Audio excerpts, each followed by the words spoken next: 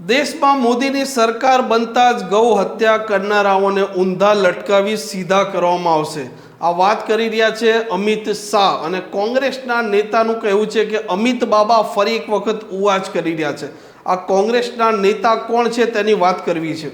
વૈષ્ણવજન તો તેને કહીએ જે પીડ પરાઈ જાનાને રે।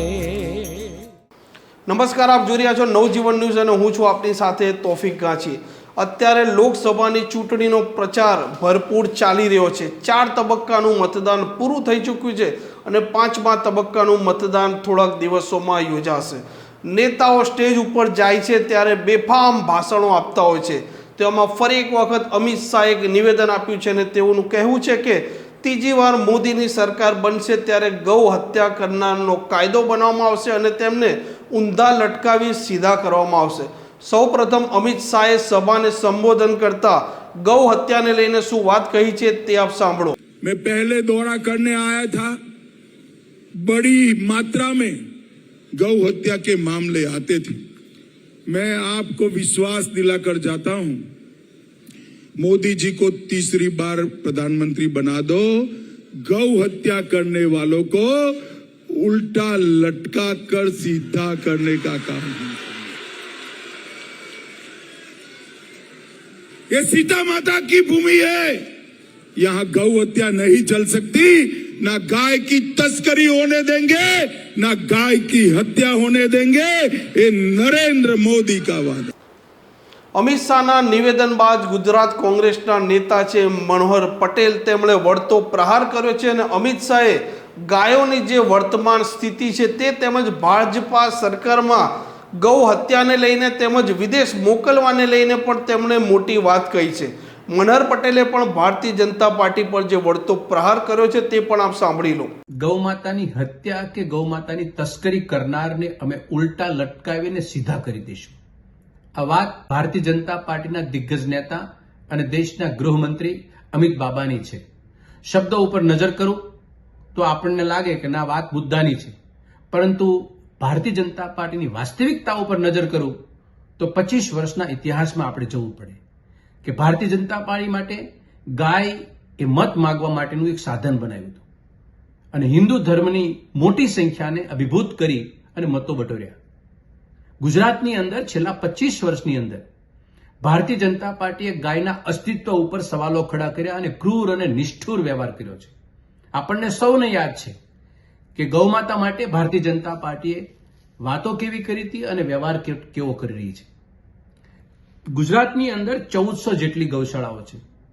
ભારતીય જનતા પાર્ટીના દિગ્ગજ નેતાને મારો સીધો સવાલ છે કે તમે એક પણ ગૌશાળામાં જઈ અને ગૌશાળાની અંદર ગૌ માતાની હાલત અને ગૌશાળાના સંચાલકોની હાલત શું છે અને કઈ રીતે દયનીય પરિસ્થિતિમાંથી વહીવટ થઈ રહ્યો છે એની આપણે ચિંતા કરવા માટે ક્યારેય પદાર્પણ પગ મૂક્યા ખરા ત્યાં?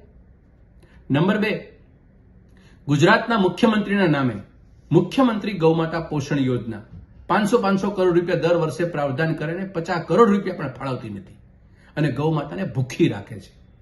આ વાસ્તવિકતાનો દર્શન કે આ રીતે સરકારમાં ડૂક્યું કર્યું ખરું કે મારી ગૌમાતા માટે, આ રાજ્યની દેશની ગૌમાતા માટે મારી સરકાર, ભાજપાની સરકાર કેટલી ચિંતિત છે? નંબર 3, ગુજરાતની અંદર ગૌ સેવા વિકાસ બોર્ડના નામને એક સંસ્થા ચાલતી હતી, એક બોર્ડ ચાલતું હતું। આ બોર્ડમાં 11 એવી સેવાઓ હતી। એ તમામે તમામ સેવા આ ભારતીય જનતા પાર્ટી સરકારે બંધ કરી દીધી। એના માટે પણ ભારતીય જનતા પાર્ટીએ ગાય માતા સાથે ઉચિત વ્યવહાર કરી લીધો? એની ચિંતા ક્યારે કરી ખરી? નંબર 4, 43 લાખ હેક્ટર જમીન આ રાજ્યની અંદર ગૌચરની હતી। આજે કેટલી છે? 8.5 લાખ હેક્ટર માત્ર। આ સિવાય 2300 ગામ જે એવા છે કે જ્યાં 1 મીટર પણ જગ્યા ગૌચરની બચી નથી। આ ગૌચરની જગ્યા એ ગૌમાતા માટે આશરો અને ખોરાક હતી। આ આશરો અને ખોરાક છીનવી લેવા માટે આ કયા પ્રકારના ભારતીય જનતા પાર્ટીના આખલાઓ અને એના દોસ્ત હતા, એના ઉપર પણ ભારતીય જનતા પાર્ટી વિચારે સમગ્ર દેશ અને રાજ્ય તો જાણી ચૂક્યું છે। 5મી બાબત, 200 કરોડ રૂપિયાનો ફંડ ફાળો ભેગો કર્યો. કોની પાસેથી? જે ગાયની કતલ કરી અને માંસનો ધંધો કરે છે એવા લોકો પાસેથી. અને એ લોકો પાસેથી ધંધો કરવો એટલે સામાન્ય સમજ તો એવી થઈ ગઈ કે સીધી રીતે ગાય કાપતા નથી, પણ આડકતરી રીતે ગાય કાપીને એના ફંડ લઈ અને ચૂંટણીઓ લડવી અને જીતવી અને સત્તા મેળવવી. આ ગંભીર વિષય ભારતીય જનતા પાર્ટીને જવાબ આપવા માટે પ્રેરિત કરે છે. પાંચમી બાબત, 2023ની અંદર જીવતા પશુઓને એક્સપોર્ટ કરવાનો મોદી સરકારે કાયદો બનાવી નાખ્યો. આપણને કોઈને ખબર ન રહી. આ દેશના સાધુ, સંતો, મહંતો, પીઠાધીશ્વરો, વ્યાસપીઠ ઉપર મોટી મોટી વાતો બોલનારા લોકો પણ મૌન થઈ ગયા. કોઈ શબ્દનો પ્રયોગ કર્યો કે આ ગાય માતાને વેચી અને વિદેશમાં મોકલી અને આપણે ધંધો કરવાનો. આ સરકાર કઈ ટાઈપની? માંસનો તો ધંધો કરવા દીધો, પણ ગાય માતાઓને વેચી વેચીને ધંધો કરશે. એના માટે સીધો અર્થ એ થાય કે તમે દેશમાં ગાય કાપો અને વિદેશમાં મોકલી ન્યાય કપાવો. આવા વેપારીઓને ઉભા કરીને ભારતીય જનતા પાર્ટી શું સિદ્ધ કર્યું? હિન્દુઓના ઠેકેદારો તરીકેની વાત પબ્લિક વચ્ચે કરવાની, મત મેળવવા માટે કરવાની, એને ઉગ્ર બનાવવાના. અને હિન્દુઓનો મોટો સમૂહ તમને મત આપી જાય, ગાય માતા સાથે શું વ્યવહાર કર્યો? ક્રૂર અને નિષ્ઠુર. આ પરિણામ છે. એનાથી આગળ વાત કરું કે આપણે એવું બોલી ગયા કે ગાયની હત્યા અને તસ્કરી કરનારને અમે ઉલટા લટકાવી અને સીધા કરી દઈશું. ગુજરાતના 25 વર્ષ અને દેશના 10 વર્ષ. એક દાખલો બતાવો, અથવા તો તમારી પાસે નંબર ઓફ યાદી હોય, કેટલાને તમે ઉલટા લટકાવી દીધા અને કેટલાને સીધા કરી નાખ્યા હોય, એની યાદી ભારતીય જનતા પાર્ટી જાહેર કરે. પબ્લિકને ખબર પડે કે ગાયના ઠેકેદારો તરીકે ગાય માટેની કેટલીક ઉચિત વ્યવહાર તમે લોકો કર્યો છે. વાસ્તવિકતા એ છે, ગાય આજે અસ્તિત્વ માટે લડી રહી છે. ગાય પોતાના પોષણ માટે લડી રહી છે. ગાય પોતાના જીવન માટે, એના બચ્ચાઓ માટે લડી રહી છે. ગાય પોતાના આશરા માટે લડી રહી છે. અને ગૌ માતા માટે આ દેશની અંદર 4 મઠ પૈકીનું એક મઠ, જ્યોતિ મઠ, એના શંકરાચાર્ય અવિમુક્તેશ્વરાનંદજી કહે છે કે ભારતની સરકાર, ભાજપાની સરકાર ગાય માટે ખૂબ મોટી વાતો કરી અને અમારી ચેલેન્જને સ્વીકારે, ગાયને રાષ્ટ્રમાતા તરીકે જાહેર કરે અને એ રાષ્ટ્રમાતા જાહેર કરશે તો આ તમામ પ્રશ્નોના સવાલના જવાબ એમાં પડેલા છે.